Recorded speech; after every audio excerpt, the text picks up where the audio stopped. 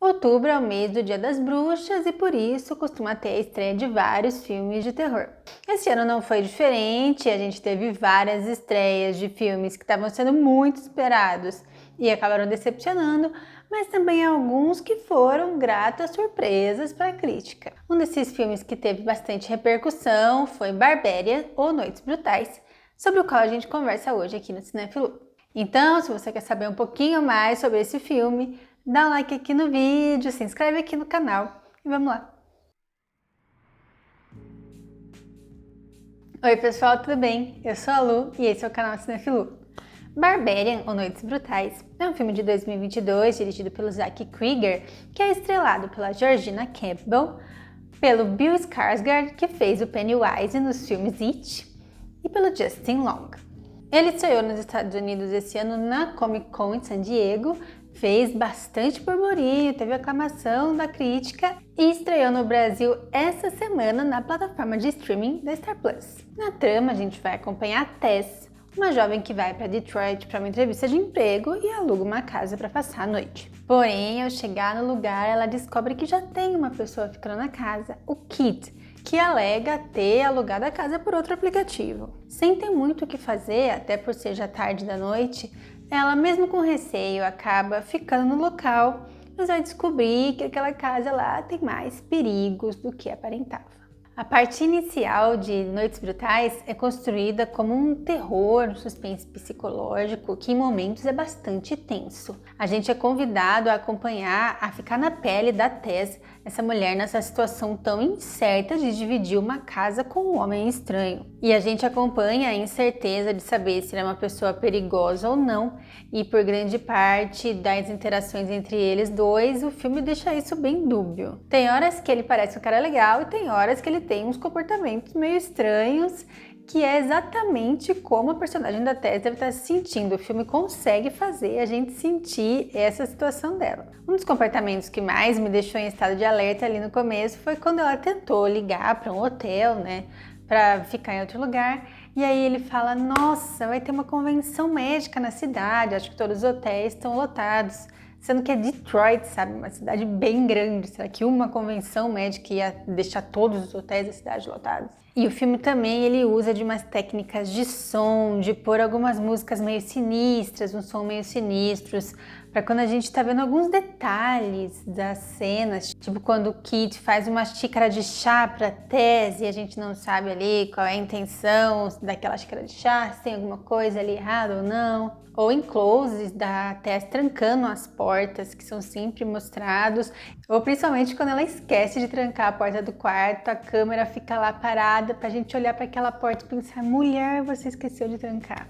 E com o desenvolvimento dessa trama, a gente vai percebendo que realmente existe alguma coisa de estranho naquela casa, que talvez exista um perigo, mas que aí a gente não sabe se tem a ver com o Kit, se tem a ver com alguma outra coisa da casa, se tem a ver com o bairro que ela está inserida, porque quando fica dia a gente percebe que é um bairro bem sinistro, bem vazio e abandonado realmente. Mas aí quando a gente está perto de descobrir o real perigo daquela localidade, ou na verdade quando a gente chega a descobrir, quando chega no ápice da tensão e do terror, o filme faz uma virada total, quebra totalmente a tensão e inclusive passa a apresentar uma nova trama de um novo personagem chamado AJ, o vivido pelo Justin Long, e vai demorar um certo tempo para a gente perceber como que o AJ vai se encaixar naquela história anterior que a gente estava acompanhando. E essa virada do filme, ela traz essa segunda história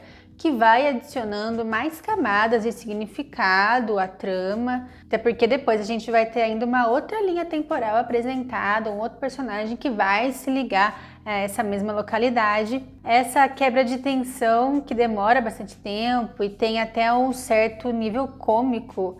Na verdade, é aquele rir de raiva, porque o AJ é um personagem típico daquele cara escroto. E aos poucos essas tramas vão se ligando, e aí aqui a gente vai ter duas camadas, assim, vamos dizer, dessas ligações. A primeira camada, que seria simplesmente da trama do filme de terror, seria uma ligação espacial mesmo. E nesse sentido, eu sinto que o filme perdeu bastante ao ele abandonar o seu viés psicológico da tensão, que aqui a gente já passa a ter um terror mais usual em termos de criaturas estranhas e perseguições. Por outro lado, em que a gente pode pensar outras camadas de significado, a trama ela ganha sim mais complexidade quando a gente percebe que ela vai tratando de violências que têm camadas profundas e subterrâneas. E aqui o filme ele trata tanto da violência urbana ali de Detroit, que foi causada por décadas de descaso, de políticas públicas que não deram importância para aquele bairro,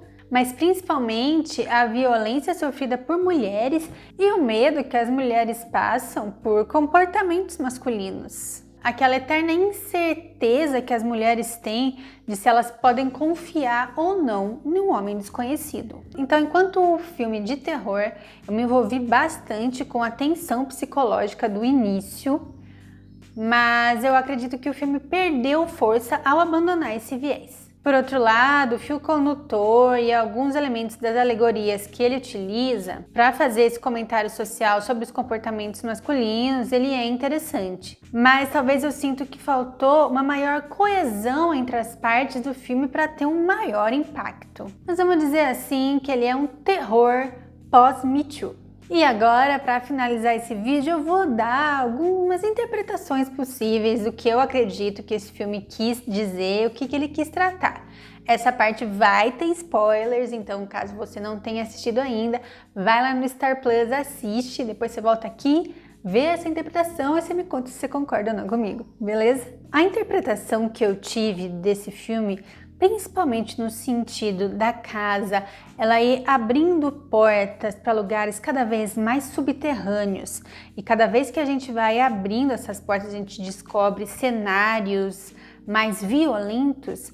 É como se ele fosse buscar uma raiz da violência e dos comportamentos predatórios masculinos. Sabe quando a gente tem na internet aquela figura do iceberg, que tem uma partinha só em cima da água e depois para baixo tem um monte mais de gelo, para você ir explicando as várias camadas de uma situação que estão ligadas uma com a outra? Então, para mim é como se esse filme estivesse fazendo uma representação do iceberg do patriarcado ou desses comportamentos predatórios. Só que veja, um iceberg é uma casa com vários quartos subterrâneos. E um fato que fez essa interpretação ter mais força para mim é que o roteirista baseou num livro que não é ficção chamado The Gift of Fear, ou A Dádiva do Medo, da escritora Gavin de Becker, que é um livro em que a autora ensina mulheres a usar seus instintos, suas percepções para se proteger de situações violentas. Meio que para analisar, para prever alguns comportamentos masculinos que podem antecipar situações de abuso, situações de violência. E o curioso é que mesmo numa lida rápida na Wikipédia sobre quais seriam esses comportamentos desse livro, se você analisar o Kit naquelas conversas com a Tess, ele apresentava algum desses comportamentos aqui, viu? E sim, o Kit, ele não pôs a Tess diretamente em nenhuma situação de violência. Mas também a gente não sabe realmente quais eram as intenções dele, porque antes de qualquer coisa, né, a Mother, aquela criatura feminina meio monstruosa, acabou acabando com ele antes. De qualquer forma, a Tess, ela teve aquele instinto, né, aquele medo de perceber que aquela situação com um estranho era um pouco complicada, podia ser perigosa, mas ela acabou cedendo mesmo assim. E ela não teve os problemas com ele, mas teve os outros problemas, né, os outros perigos que vieram com a casa. E por outro lado, lá nos anos 80, o Frank ele conseguiu se aproximar das moças que ele sequestrou, porque, pelo menos aqui é mostrado pra gente, não teve esse cuidado, não teve esse instinto. Não que o filme esteja culpando esses personagens, acho que ele só tá ilustrando. E aí outra analogia que o filme faz, que pra mim também colabora com essa interpretação, é o fato de que o AJ também é acusado de estupro e o Frank, ele também envolveu muitas mulheres nesse tipo de situação. Pra mim, é de novo, como se o filme estivesse falando que o Frank é o AJ, só que em camadas muito mais profundas de violência e de podridão, mas que de alguma forma eles têm suas semelhanças, coisa que o AJ de forma nenhuma vai admitir, né? Só que a gente sabe que ele não tá nem aí para as consequências do que ele fez para aquela moça, que ele não tá arrependido, que ele tá simplesmente com medo da situação que ele tá sendo colocado, né? Porque ele foi pego. E quando ele pode usar a Tess para se livrar da situação da perseguição da Mother, ele usa, ele simplesmente vai matar, usar a mulheres de qualquer forma que ele quiser, que ele se beneficiar. E é muito curioso ver, né, que ele é uma pessoa tão cínica que quando ele vai descobrindo os quartos subterrâneos, que eram quartos horríveis, que claramente aconteceu alguma coisa muito violenta com pessoas ali, ele simplesmente fica feliz porque vai ver se vai contar para ele poder vender, ganhar mais dinheiro e ganhar o processo lá de difamação. Ou seja, é um cara que não tá nem aí para qualquer violência que aconteça nem na cara dele.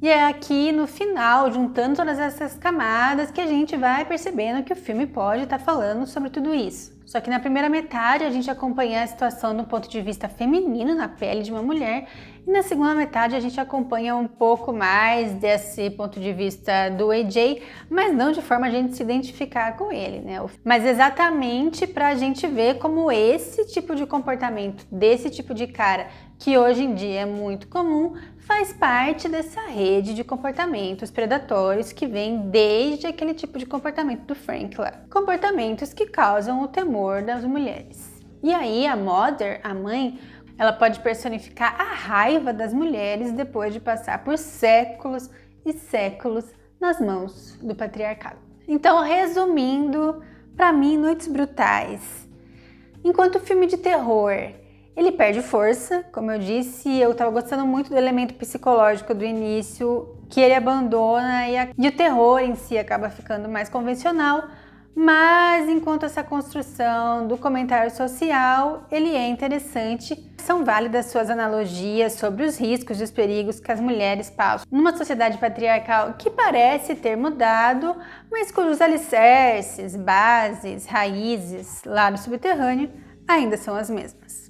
Então, se você está esperando um filme de terror convencional só para se assustar, talvez não seja a melhor escolha, mas se você está procurando algo que tenha um desenvolvimento diferente e que traga essas questões sociais, pode ser uma boa pedida. Então por hoje é isso, pessoal. Obrigada por acompanhar até aqui. Se vocês assistiram o filme, deixem nos comentários o que vocês acharam desse filme tão diferente. Deem um like aqui no vídeo e logo eu volto com mais filmes. Até a próxima!